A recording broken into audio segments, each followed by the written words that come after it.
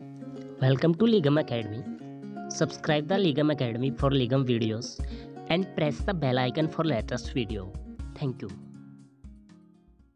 आपने comment box में लिखा था कि आपको एक वीडियो चाहिए जुवेनाइल जस्टिस एक्ट पे राजस्थान की जुडिशरी के लिए। अब थोड़े टाइम रह गया राजस्थान जुडिशरी के एग्ज़ाम में, सिर्फ हार्डली 3-4 डेज़ रह गए। तो अब मेरी जो राजस्थान के लिए जो वीडियो है वो अब लास्ट है इस टॉपिक पे, juvenile justice care and protection of children 2015 का एक्ट जो है। इसके पहले जो ये एक्ट था वो था 1986 का, जो सबसे पहले आया था। उसके बाद ये अमेंड हुआ 2000 में, और अब ये लास्ट जो अमेंड हुआ है अभी रिसेंटली हुआ 2015 में। लेकिन ये कब से इन्फोर्समेंट में आया? 2016 में। हमारे प्रेसिडेंट ने इसको कब असेंट दी थी? 31 दिसंबर 2015। ये 2016 का जो था ये सेकंड एक्ट था, मतलब 2016 में जो एक्ट स्टार्ट हुए थे उसमें से जो सेकंड नंबर का एक्ट था वो आपका जुवेनाइल जस्टिस एक्ट था। अब इसका स्टार्ट करते हैं। पहला जो चैप्टर है वो आपका आता है प्रिलिमिनरी। प्रिलिमिनरी कहता है कि इस एक्ट को हम कहते क्या हैं? इस एक्ट को हम कहते हैं juvenile justice care and protection of children amendment act 2015। ये पूरे वही सभी एक्ट की तरह थ्रू आउट इंडिया लगता है, लेकिन JND पे नहीं लगता, JNK पे। इसको कब आया था ये फोर्स में? जब सेंट्रल गवर्नमेंट ने इसको नोटिफाई किया था। वो कहते चाहे कुछ भी किसी एक्ट में कुछ भी लिखा हो, लेकिन अगर कोई बच्चों से कोई डील करता है तो वो इसी एक्ट के अकॉर्डिंग होगा। इसमें दो तरह के बच्चे आते हैं। एक आते हैं वो बच्चे जिनको नीड है किसकी? केयर एंड प्रोटेक्शन की। एक वो बच्चे हैं जो इन कन्फ्लिक्ट विद लॉ है। इन कन्फ्लिक्ट विद लॉ हो गया जिनके ऊपर एलिगेशन है कि उन्होंने कुछ क्रिमिनल एक्ट परफॉर्म किया, कमिट किया है। तो उसमें बच्चे कौन कौन से आएंगे और कैसे कैसे करेंगे वो हम डिस्कस करते हैं। पहले क्या है कि जो बच्चे हैं need of care and protection, और जो चिल्ड्रन है इन कन्फ्लिक्ट विद लॉ, उसमें कौन कौन कवर होता है? एप्रीहेंशन, डिटेंशन, उनकी prosecution, penalty, imprisonment, rehabilitation, social reintegration of children, जो बच्चे कन्फ्लिक्ट विद लॉ के साथ हैं। और वो जो बच्चे केयर एंड प्रोटेक्शन चाहिए जिनको, उनका क्या देखना है हमने? प्रोसीजर क्या है, डिसीजन कैसे होंगे, ऑर्डर कैसी होगी, किसके रिलेटेड? उन बच्चों की रिहेबिलिटेशन के लिए, एडॉप्शन के लिए, उन बच्चों की रीइंटीग्रेशन के लिए और रिस्टोरेशन के लिए। तो वो हम सब कुछ इसमें पढ़ेंगे। अब आ गया आपका डेफिनेशन क्लॉज। अगर हमें ये क्लियर हो जाएगा तो हमें एक्ट में कोई मुश्किल नहीं पड़ेगी, क्योंकि मैक्सिमम जो आपका डेफिनेशन क्लॉज है वो सारी सेक्शंस कवर करता है। अब आता है आपका अबंडेंट चाइल्ड। अबंडेंट क्या होता है? बच्चा, वो बच्चा जिसको घर वालों ने घर से निकल गया, जो डेजर्टेड हो गया है, उसको घर से निकाल दिया, बिछड़ गया है किससे? अपने बायोलॉजिकल पेरेंट जो उसकी नेचुरल पेरेंट है, या अडॉप्टेड पेरेंट जिन्होंने उसको गोद लिया है, या गार्डियन जो भी होंगे उसके, उस बच्चे को हम क्या डिक्लेयर करेंगे? अबंडेंट चाइल्ड करेंगे। कौन करेगा? कमेटी करेगी। कमेटी कौन सी है? जो बनाएंगी जुवेनाइल जस्टिस कमेटी बनती है, वो भी ड्यू इंक्वायरी के बाद। अब जो बच्चा अबंडन हो गया उसका हमने अडॉप्शन भी करना है। अब अडॉप्शन क्या है? एक ऐसा प्रोसेस जहाँ से एक बच्चा अडॉप्ट होता है परमानेंटली, और वो सेपरेट होता है अपने बायोलॉजिकल पेरेंट्स से, और फिर वो लॉफुल चाइल्ड बन जाता है किसका? अडॉप्टेड पेरेंट्स का। विद सेम उसके राइट्स होंगे, प्रिविलेजेस होंगी, उसकी रिस्पॉन्सिबिलिटीज़ होंगी जो उस बच्चे की बायोलॉजिकल चाइल्ड के साथ अटैच थी, वो सब आप किसके साथ आ जाएंगी? अडॉप्टेड पेरेंट्स के साथ। अब अडॉप्शन की रेगुलेशन है कि कौन करेगा, कैसी रेगुलेशंस हैं, कौन सी रेगुलेशन है, कौन बनाएगा? वो रेगुलेशन जो फ्रेम करती है अथॉरिटी। अथॉरिटी कौन है? हमारे पास दो हैं। सेक्शन 67 कहती है स्टेट की, सारा बोलते हैं, और 68 कहती है कारा, सेंट्रल रिसोर्स अडॉप्शन एजेंसी, जो बच्चों को अडॉप्शन कैसे करनी है, इंटर स्टेट कैसे करनी है, इंटर कंट्री कैसे करनी है, विद इन स्टेट कैसे करनी है। तो ये अथॉरिटीज़ जो है ये चेक करती हैं। और ये कौन नोटिफाई करता है? हमारा सेंट्रल गवर्नमेंट करता है। अब एडमिनिस्ट्रेशन क्या होती है? एक ऐसा डिस्ट्रिक्ट ऑफिशियल है जिसका रैंक मिनिमम कितना होना चाहिए? डिप्टी सेक्रेटरी, जो स्टेट का डिप्टी सेक्रेटरी है उसका रैंक होना चाहिए, जिसके ऊपर आप क्या कर सकते हो? कौन सी पावर कन्फर कर सकते हो? मैजिस्ट्रियल पावर कन्फर कर सकते हो।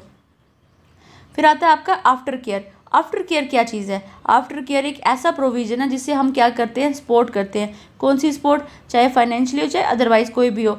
किस इंसान को जिसने 18 तो कवर किए हुए हैं लेकिन 21 नहीं किए, और वो अभी इंस्टीट्यूशन उसको केयर चाहिए ताकि वो सोसाइटी की मेन स्ट्रीम से खुद को कॉप अप कर सके, ज्वाइन कर सके मेन स्ट्रीम ऑफ सोसाइटी को। अब आती है आपकी ऑथराइज फॉरेन अडॉप्शन एजेंसी। वो ऐसी फॉरेन सोशल और चाइल्ड वेलफेयर एजेंसी है जिसको सेंट्रल अडॉप्शन रिसोर्स अथॉरिटी, जो मैंने कारा की बात की थी, जो सेक्शन 68 में है, और ये बहुत इंपॉर्टेंट है, इसमें से मैक्सिमम क्वेश्चन आपके कवर होते हैं। वो रिकमेंडेशन पे बनाती है किसकी? सेंट्रल अथॉरिटी या गवर्नमेंट के कहने पे। कौन सी गवर्नमेंट? जिस गवर्नमेंट ने आपकी फॉरेन अडॉप्शन एजेंसी से, आपकी USA होगी तो USA की गवर्नमेंट, UK होगी तो UK की गवर्नमेंट, फॉरेन कंट्री की कोई भी गवर्नमेंट है, ये उनकी बात की है। और स्पेशली किसको स्पॉन्सर करती है, जो नॉन रेजिडेंट इंडियन है और ओवरसीज सिटीजन है, या पर्सन जिनका ओरिजिन तो इंडियन का है लेकिन जो फॉरेन प्रोस्पेक्टिव अडॉप्टेड पेरेंट्स हैं उसके। अब आती है आपकी authority. Authority means central adoption resource authority, जो सेक्शन 68 में मतलब डेवलप कॉन्स्टिट्यूट होती है। फिर आता है आपका बैगिंग। बैगिंग क्या है कि सॉलिसिटिंग और रिसीविंग आर्म्स की पब्लिक प्लेस में आप क्या करते हो, एंटर करते हो किसी भी पब्लिक और प्राइवेट प्लेस में, और वहाँ क्या करते हो, आर्म्स रिसीव करते हो किसी भी तरह के कोई भी प्रिटेंस में, और ख़ुद को एक्सपोज करते हो। कैसे कि अगर आपको कोई वुंड है, इंजरी होगी, आपको कोई डिसीज़ है, कोई डिफॉर्मिटी है, ताकि लोग सिंपैथेटिक हो सके आपकी वजह से आपकी तरफ, और आपको क्या कर सके, पैसे दे सके। लेकिन ये चीज़ गलत है। अब कुछ लोग क्या करते हैं, खुद को तो होती है, कुछ जानवर ले जाएंगे, गायें ले जाएंगे जिसका एक पाँव टूटा हुआ है, गला हुआ है, ताकि लोग सिंपैथेटिक हो सकें उनकी तरफ, और अट्रैक्ट हो सके, सिंपैथेटिक हो सके और उनको पैसे दे सकें। अब आता है आपका बेस्ट इंटरेस्ट ऑफ चाइल्ड। ये आपको हर जगह इंपॉर्टेंट होगा, चाहे आप माइनर कहीं पे भी कंसीडर करोगे। आपका CPC है, आपका हिंदू एक्ट है, आपका कोई भी आपका कॉन्ट्रैक्ट है, तो बेस्ट इंटरेस्ट ऑफ चाइल्ड हमेशा पैरामाउंट कंसिडरेशन पे रखते हैं हर एक्ट में। तो इसमें भी यही चीज़ बोला है कि जो बेस्ट इंटरेस्ट ऑफ चाइल्ड है, अगर कोई डिसीजन देना है, किसी जुवेनाइल बोर्ड ने देना है, कमेटी ने देना है, अथॉरिटी ने देना है, तो वो क्या कंसिडर रखेंगे कि बच्चे का बेस्ट इंटरेस्ट होना चाहिए उस डिसीजन में, ताकि बच्चा अपने बेसिक राइट को फुलफिल कर सके, जो उसकी नीड्स हैं वो फुलफिल हो सके, उसकी आइडेंटिटी खुद से निकल के आए, सोशल वेलबींग हो उसका, चाहे हर तरीके से, फिजिकल तरीके से, इमोशनल और इंटेलेक्चुअल डेवलपमेंट हो सके उसका। अब आता है आपका बोर्ड। बोर्ड क्या है, जो बोर्ड है जुवेनाइल जस्टिस बोर्ड, जो सेक्शन 4 में कॉन्स्टिट्यूट होता है। अब आपकी आती है सेंट्रल अथॉरिटी। सेंट्रल अथॉरिटी वो अथॉरिटी है जो गवर्नमेंट डिपार्टमेंट रिकॉग्नाइज करते हैं। कब रिकॉग्नाइज हुई थी, जैसे हेग कन्वेंशन हुई थी, किस पे, protection of children and corporation पे। कहाँ हुई थी आपकी, इसको बोलते हैं हम इंटर कंट्री अडॉप्शन में। तो सेंट्रल अथॉरिटी जो है वो रिकॉग्नाइज करती है, तब रिकॉग्नाइज हुई थी। चाइल्ड क्या है, चाइल्ड वो है जिसने अभी आपकी 18 ईयर्स की एज कंप्लीट नहीं की है। ये आपको दो डेफिनेशन आएंगी यहाँ पे, चाइल्ड और जुवेनाइल। जुवेनाइल में कौन सा बच्चा फॉल करेगा, चाइल्ड हो गया जो नॉर्मल सारे बच्चे रहते हैं। जुवेनाइल वो हो गया, आइदर वो होगा ऐसा चाइल्ड जिसको नीड एंड प्रोटेक्शन चाहिए, या होगा ऐसा स्टूडेंट चाइल्ड जो क्या होगा, कन्फ्लिक्ट विद लॉ होगा, उसको हम क्या ट्रीट करेंगे, जुवेनाइल। तो ये सिंपल बात करता है, जो सेक्शन 12 आपकी सब क्लॉज 12 है वो बात करती है चाइल्ड की, ऐसा बच्चा जिसने 18 साल अभी कंप्लीट नहीं की है। अब आता है आपका next, in conflict with law, most important definition 13-14 आपकी। इसमें चाइल्ड क्या है, एक ऐसा बच्चा जिसके ऊपर एलिगेशन है या कोई वो पाया गया ऑफेंस करता हुआ और उसने अभी 18 साल की एज कंप्लीट नहीं की है, तो उसको हम बोलेंगे child in conflict with law. और अब नेक्स्ट आती है 14, मोस्ट इंपॉर्टेंट है ये भी एग्जाम के पॉइंट ऑफ व्यू से, कि child in need of care and protection. वो क्या आता है, उसमें कौन से बच्चे, वो बच्चे जो विदाउट होम है, या जिनके पास कोई सेटल प्लेस ऑफ अबोर्ड नहीं है, या without any ostensible means of substance, कि उनके पास अपने गुजारा पत्ता के लिए भी कुछ सोर्स नहीं है, वो बच्चे आते हैं। और या जो बच्चे लेबर लॉ की कॉन्ट्रावेंशन में रह रहे हैं, कि जैसे माइंस में कर रहे हैं, जहाँ फैक्ट्रीज होती हैं, जहाँ पे एक्सप्लोर मतलब आपके बॉम्ब वगैरह बनते हैं, एक्सप्लोजिव सब्सटेंस बनते हैं, वहाँ पे बच्चे कर रहे हैं, या बैगिंग कर रहे हैं, या स्ट्रीट में रह रहे हैं, या ऐसे इंसान के साथ रह रहे हैं जो उसका चाहे गार्डियन है चाहे नहीं है, लेकिन वो इंसान उसको क्या कर रहा है, इंजर्ड कर रहा है, एक्सप्लॉइट कर रहा है, अब्यूज़ कर रहा है, निगलेक्ट कर रहा है, बच्चे को वॉयलेट कर रहा है, तो उस बच्चे को भी क्या ज़रूरत है, प्रोटेक्शन की ज़रूरत है। या ऐसा उसको डर है कि उसको मार देगा, थ्रेट कर रहा है मारने के लिए, इंजरी पहुंचाने का, एक्सप्लॉइट करने का, अब्यूज़ करने का, तो उन बच्चों को भी क्या ज़रूरत है, need of care and protection की। या उसको मार दिया, अब्यूज़ कर रहा है, निगलेक्ट कर रहा है, अब्यूज़ कर रहा है, कुछ भी कर रहा है, इनमें से कुछ भी कर रहा है, तो ऐसे बच्चों को क्या ज़रूरत है, केयर एंड प्रोटेक्शन की। या कोई बच्चा खुद ही मेंटली इल है, फिजिकली चैलेंज है, या उसको बड़ी सारी इनक्योरेबल डिजीज़ है, या कोई स्पोर्ट नहीं है जो उसको देखने के लिए, तो वो भी उसी में फॉल करेंगे। वो उनकी कौन, अगर बोर्ड को या कमेटी को लगता है कि इनका कोई पेरेंट्स नहीं है तो वो करेंगे। उसके बाद आता है कि पेरेंट्स तो हैं, गार्डियन भी हैं, लेकिन वो अनफिट हैं, कैपेबल ही नहीं है उनको बच्चों को नरिश करने के लिए, बच्चों को बढ़ाने के लिए, तो बोर्ड उनको क्या करता है, उनको भी सेफ्टी प्रोवाइड करता है, केयर एंड प्रोटेक्शन भी देता है, ताकि बच्चे की वेलबींग हो सके। या उनके पेरेंट्स, जब पेरेंट्स नहीं है, अगर हैं तो विलिंग नहीं है उसकी केयर करने के लिए, तो वो क्या करते हैं, सरेंडर कर देते हैं बच्चे, कि हम नहीं संभाल सकते, हमसे नहीं संभाले जाते हैं।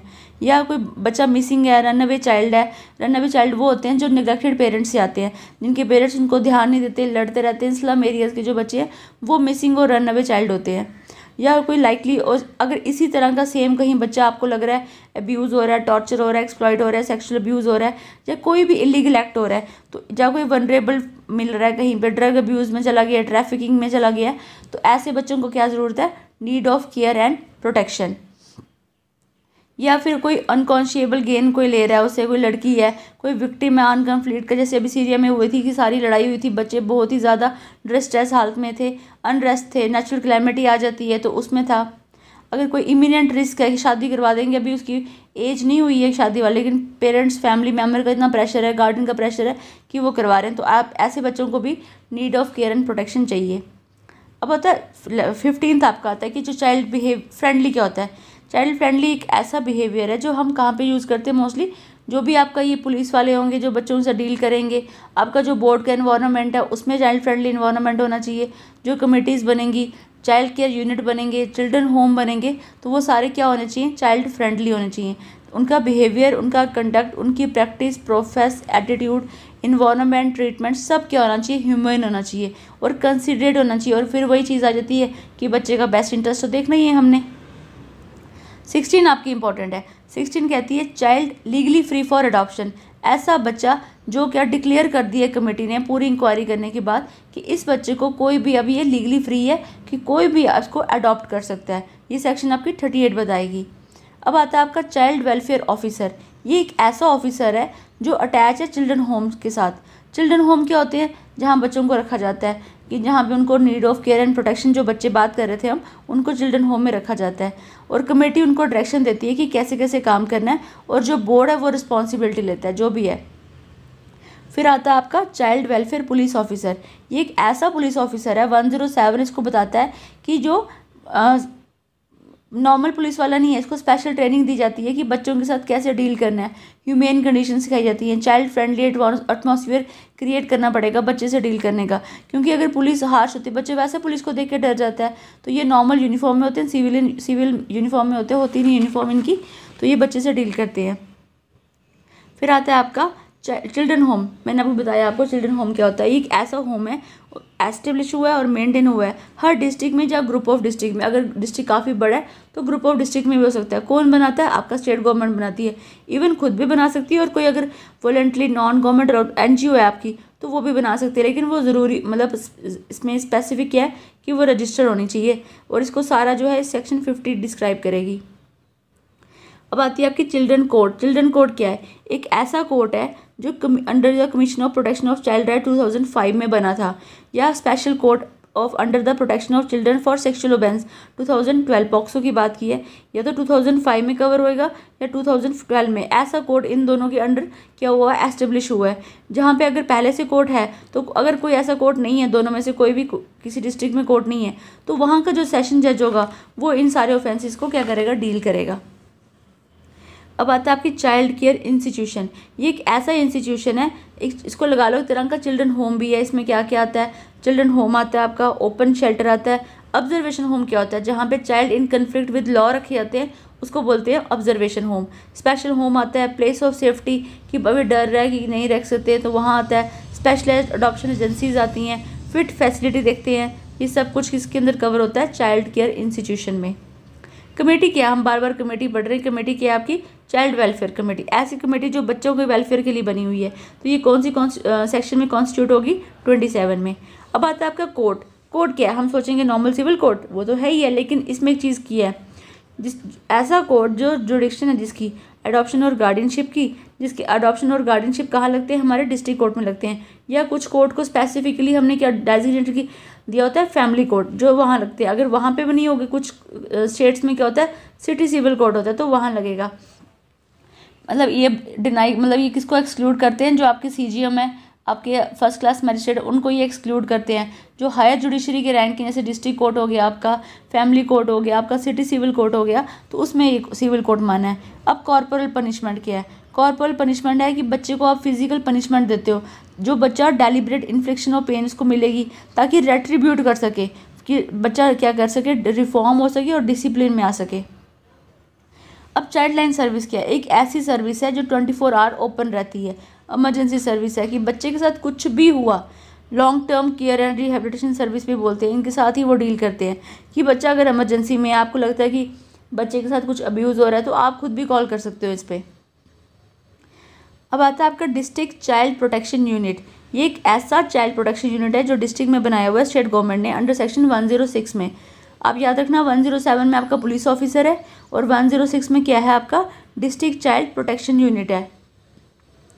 यहाँ से चाइल्ड प्रोटेक्शन मेजर लिए जाते हैं हर डिस्ट्रिक्ट में।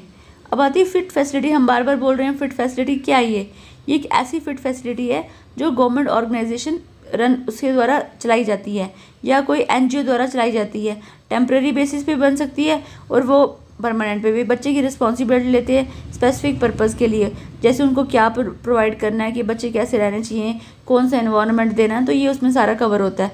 ये आपकी सेक्शन 51 बताती है।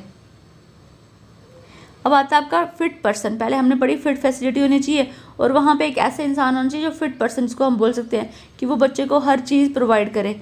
पर लेकिन ये कब कैसा पॉइंट होगा, आफ्टर ड्यू इंक्वायरी के बाद, कि ये पर्सन जो है वो वाकई फिट है, बच्चों को रिस्पॉन्सिबिलिटी दे सकते हैं स्पेसिफिक पर्पज़ की इस इंसान को। अब आती है आपकी फोस्टर केयर। फोस्टर केयर एक ऐसी प्लेसमेंट है बच्चे की, कमेटी द्वारा बनाई जाती है कि जो अल्टरनेट केयर देते हैं। एक बच्चे को क्या होता है डोमेस्टिक इन्वायरमेंट मिलता है, उसको लगता है कि हाँ ये तो फैमिली है, मेरी फैमिली जैसी है, कि कोई मासी बन गई, कोई बड़े होंगे तो उनको ब्रदर बोल देंगे, वैसे बच्चे को क्या मिलता है इन्वायरमेंट मिलता है। लेकिन ये उसकी फैमिली बायोलॉजिकल फैमिली नहीं होती, ये हमेशा फोस्टर फैमिली होती है। और जो चुने जाते हैं वो क्वालिफाइड होते हैं, अप्रूव्ड होते हैं और सुपरवाइज होते हैं, ताकि वो बच्चों को क्या करें ऐसी केयर प्रोवाइड कर सकें। फोस्टर केयर कौन देगा, फोस्टर फैमिली देगी। फोस्टर फैमिली क्या है, जो डिस्ट्रिक्ट चाइल्ड प्रोटेक्शन यूनिट के बाद बनाई जाती है। 44 सेक्शन इसकी बात करती है। फोस्टर फैमिली में कौन होंगे, गार्डियन। ये आप ऐसे याद रखना कि बच्चे को पहले क्या देनी है, फोस्टर केयर। वो कौन देती है, फैमिली देती है। कौन होंगे फैमिली में, गार्डियन होंगे। गार्डियन क्या है, बच्चे के साथ जिसका रिलेशन है, चाहे नेचुरल गार्डियन है, चाहे उप कमेटी द्वारा बनाए गए हैं, चाहे बोर्ड द्वारा बनाए गए हैं, जो भी होगा, जो बच्चे का एक्चुअल चार्ज देंगे और रिकॉग्नाइज कौन करेगा, कमेटी करेगी। अब आता है ग्रुप ऑफ फोस्टर केयर।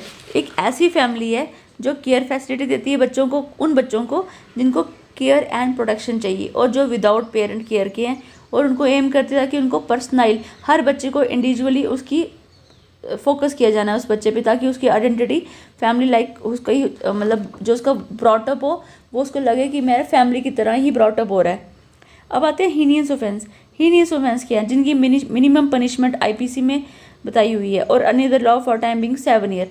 हमारे जेजे एक्ट में हीनियस ऑफेंस हम किसको बोलेंगे, जिसकी मिनिमम पनिशमेंट 7 ईयर और मोर है। अब आता है inter country adoption. Inter country adoption क्या है, जब हम अडॉप्ट करते हैं एक बच्चे को फ्रॉम इंडिया, इंडिया से बच्चा अडॉप्ट करते हैं, कौन करता है, नॉन रेजिडेंट इंडिया, जो बाहर का है, फॉरेन कंट्री का है, वो अडॉप्ट करता है इंडियन के बच्चे को, तो उसको बोलते हैं inter country adoption.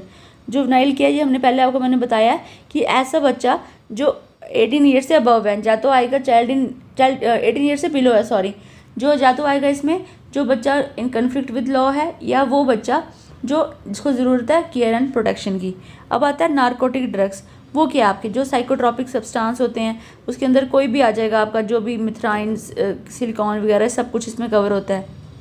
No objection certificate क्या है, जब आपने किसी ने फॉरेन के इंसान ने जब इंडिया से बच्चा अडॉप्ट करना है, तो जो आपकी सारा है वो कारा है जो आपकी, वो सर्टिफिकेट इशू करेगी कि हाँ अब आप अडॉप्ट कर सकते हो। पर पहले वो इंक्वायरी करेगी जो बंदा जो इंसान अडॉप्ट करने वाला है, क्या वो फिट पर्सन है भी कि नहीं, बच्चे की देखभाल कर भी सकता है कि नहीं, क्या इतना साउंड माइंड है कि बच्चे को एजुकेशन बेसिक नीड प्रोवाइड कर सकता है। उसके बाद वो उसको नो ऑब्जेक्शन सर्टिफिकेट ग्रांट करती है।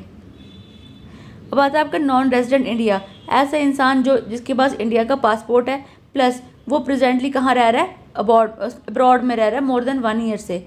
नोटिफिकेशन क्या है, जो सेंट्रल गवर्नमेंट या स्टेट गवर्नमेंट निकालती है अपने ऑफिशियल गैजेट में और नोटिफाई करती है। ऑब्जर्वेशन होम क्या है, ये मोस्ट इंपॉर्टेंट है। ऑब्जर्वेशन होम एक ऐसा होम है और मेंटेन है हर ग्रुप और डिस्ट्रिक्ट में या ग्रुप ऑफ डिस्ट्रिक्ट में स्टेट गवर्नमेंट द्वारा, चाहे खुद बनाएगी चाहे वही एनजीओ द्वारा बनाएगी। ये 47 कहती है। इसमें बच्चे कौन से रखे जाते हैं, child in conflict with law, जिनको रिफॉर्म करना है, रिहेबिलिटेट करना है, काउंसलिंग सेंटर देने हैं जिनको। अब आता है आपको ओपन शेल्टर। ओपन शेल्टर क्या है, एक ऐसी फैसिलिटी है बच्चों के लिए, मेंटेन और एस्टेब्लिश किसने की है, स्टेट गवर्नमेंट ने। वही सेम आपका खुद करेगी या एनजीओ द्वारा करवाएगी। और सेक्शन 43 इसके बारे में बताती है कि किस पर्पज़ के लिए ओपन शेल्टर बनाए गए हैं। अब आता है ऑर्फन। ऑर्फन क्या है, वो बच्चा जो विदाउट बायोलॉजिकल और अडॉप्टेड पेरेंट्स के बिना है, जिसके लीगल गार्डियन भी नहीं है, या जिसके पेरेंट्स ने खुद ही सरेंडर कर दिया है, विलिंग नहीं है कि हम इसको कैपेबल हैं इसको टेक केयर करने के लिए। अब आती है आपकी ओवरसीज सिटीजन ऑफ इंडिया। ये एक ऐसा पर्सन है जो रजिस्टर्ड हुआ है हमारा सिटीजन एक्ट के अंदर। अब आता है पर्सन ऑफ इंडियन ओरिजिन। ये क्या है?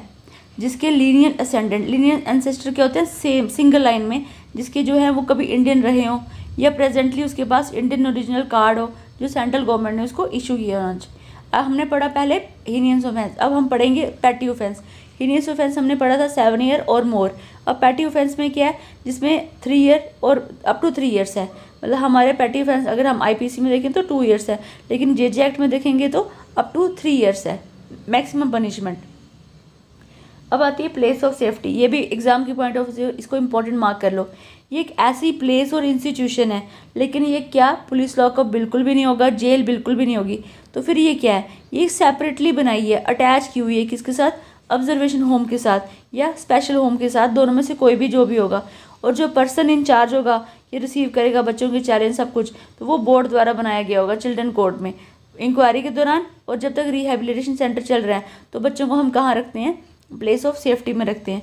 प्रिस्क्राइब वही हैं जो रूल्स बनाए हैं इस एक्ट में। अब आपका आता है इंपॉर्टेंट प्रोबेशन ऑफिसर।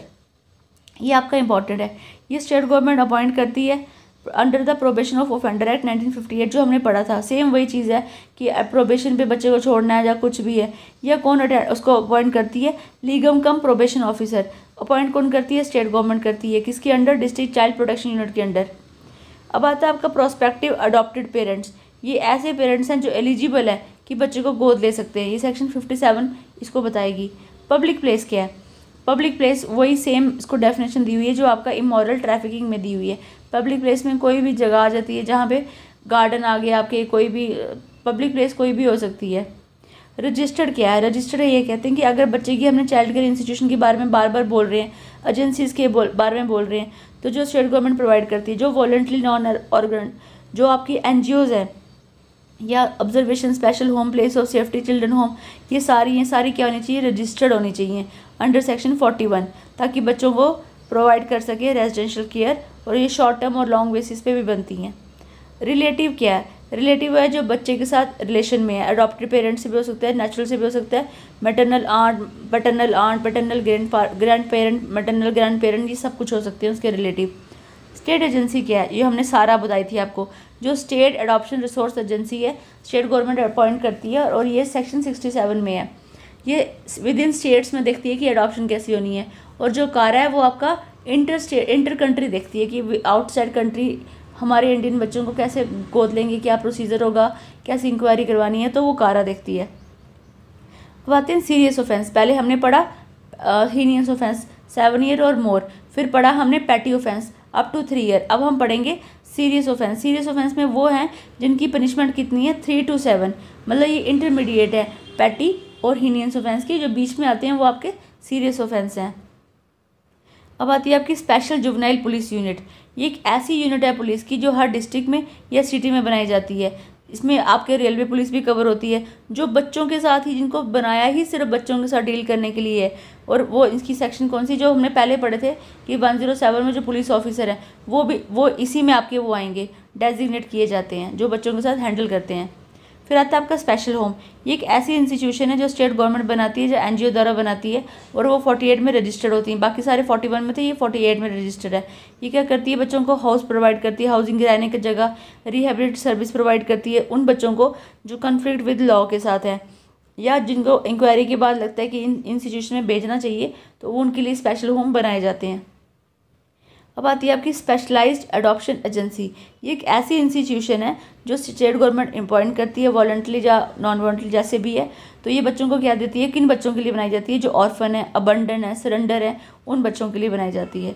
अब आती है आपकी स्पॉन्सरशिप। स्पॉन्सरशिप क्या होती है? जो लोग स्पॉन्सर करते हैं, फाइनेंशियली सपोर्ट करते हैं या अदरवाइज़ किसी भी तरीके से, ताकि क्या हो सके उन फैमिलीज़ को जो बच्चों की मेडिकल, एजुकेशन और डेवलपमेंट नीड्स को पूरा कर सकें। फिर आता है आपका स्टेट गवर्नमेंट। स्टेट गवर्नमेंट क्या है? यूनियन टेरिटरी आ गई, एडमिनिस्ट्रेटर आ गई, यूटी आ गई, कुछ भी जो प्रेसिडेंट ने बताई है अंडर आर्टिकल 239 में। अब आपका सरेंडर चाइल्ड हम बार बार पढ़ रहे हैं। सरेंडर चाइल्ड के एक ऐसा बच्चा जिसको रेलिंक्विश किया कि छोड़ दिया, किसके द्वारा? उसके पेरेंट्स द्वारा या उसके कोई गार्डियन है उसके द्वारा। और कमेटी क्या करेगी, पूरा इंक्वायर करेगी और देखेगी कि हाँ फिजिकल, इमोशनल, सोशल फैक्टर कोई भी नहीं है जो बच्चे को रख सकें, तो उन बच्चों को डिक्लेयर करती है कि ये क्या है, सरेंडर चाइल्ड है। तो ये तो अब लास्ट आ गई कि कहीं अगर कोई डेफिनेशन नहीं है तो वो हमने कहाँ से लेनी, जनरल क्लॉज एक्ट से लेनी है। तो आज हम इतना ही करते हैं कि डेफिनेशन पोर्शन करते हैं। जो मेरे नेक्स्ट वीडियो होगी उसमें मैं इंपॉर्टेंट सेक्शन आपको करवा दूंगी एग्जाम के पॉइंट ऑफ व्यू से। तो प्लीज़ मुझे कमेंट बॉक्स में लिखें कि मैं और क्या वीडियो बनाऊं, कहाँ इंप्रूवमेंट करूं, और सबसे ज़्यादा लीगल एकेडमी को आप ज़रूर फॉलो करो, सब्सक्राइब